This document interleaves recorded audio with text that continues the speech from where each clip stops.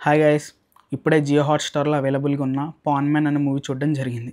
'Pan man' అంటే బంగారపు మనిషి ఈ మీనింగ్ వస్తది. యాక్చువల్‌గా ఇది ఒక మలయాళం మూవీ. మనకి తెలుగులో కూడా అవైలబుల్‌గా ఉంది. ఇంతకీ మూవీ ఎలా ఉందంటే చాలా అంటే చాలా బాగుంది. సింపుల్ ప్లాట్‌తో చాలా ఎంగేజింగ్‌గా, చాలా గ్రిప్పింగ్‌గా తీశారు. చాలా బాగుంటది సినిమా. ప్లాట్ ఏంటంటే మన హీరో చిన్న గోల్డ్ బిజినెస్ చేస్తాడనమాట. ఆ బిజినెస్ అనేది చాలా డిఫరెంట్‌గా ఉంటది.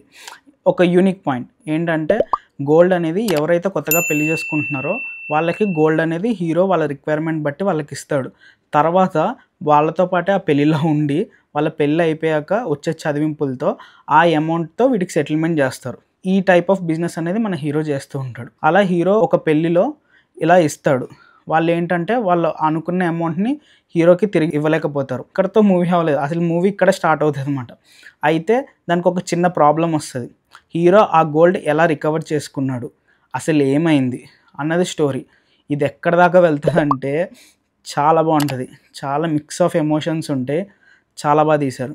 ఇంకా రైటింగ్ విషయానికొస్తే చాలా నీట్‌గా మనకి గోల్డ్ ఆర్నమెంట్స్ చుట్టూ ఇంత స్టోరీ రాయొచ్చని ఎవరు ఎక్స్‌పెక్ట్ చేయరు. అంత గ్రిప్పింగ్‌గా రాశారు. కొంతమంది లైఫ్స్ ఒక చిన్న ఆర్నమెంట్ చుట్టూ తిరుగుతూ ఉంటాయన్నమాట. దానికి ముడిపడి ఉంటాయి. ఇలాగా చాలా బా తీసుకెళ్తారు. Coming to the characters, basil Joseph. అతని ఫిల్మోగ్రఫీ అంటే నాకు చాలా ఇష్టం. బేసిల్ జోసెఫ్ డైరెక్షన్ గానీ, యాక్టింగ్ గానీ అన్నీ అదరగొట్టేస్తాడు. ఇప్పుడు ఈ మూవీ గూడా అంతే. తన స్క్రిప్ట్ సెలక్షన్ కూడా చాలా బావుంది. చిన్న ప్లాటే అయినా తన వే ఆఫ్ ఎక్స్‌ప్రెషన్స్ అనేవి చాలా బావుంటాయి.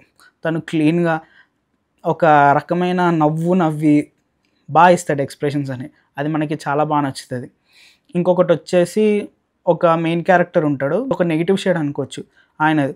అతను కూడా చాలా చేశాడు. అతను స్క్రీన్ మీదకి వచ్చినప్పుడల్లా కొంచెం టెన్షన్ అనేది క్రియేట్ అవుతదనమాట.